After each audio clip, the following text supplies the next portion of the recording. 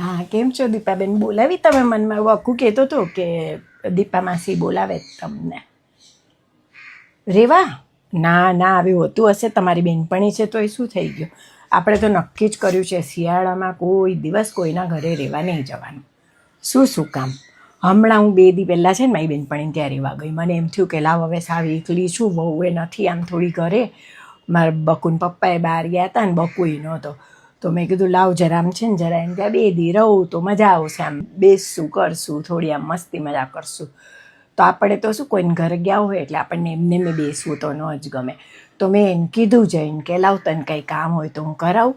તો મને કે હા લે, તને વાંધો ન હોય તો થોડા વટાણા છે એ ફોલી દઈશ. તો સાવ 1 કિલો જેવા જ હતા, તો મેં કીધું હા લાવ, આપણને શું એમાં કોઈને ત્યાં વાંધો આવે.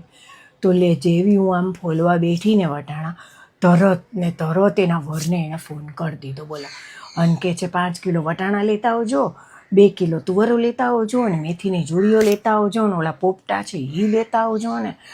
લે હાલ મારી બેન, મને તો આટલું બધું ફોલવા આપી દીધું ને આમ તો હું 2 દિવસ સુધી છે ને એને ઘરે બોલતી જ બેઠી રહી ગઈ. એટલે હવે તો નક્કી જ કર્યું છે કે બેન હોય કે બેનપણી, શિયાળામાં કોઈનાય ઘરે જવાનું જ નહીં. ના ના, તમે તમારે જાઓ, મારના છે તો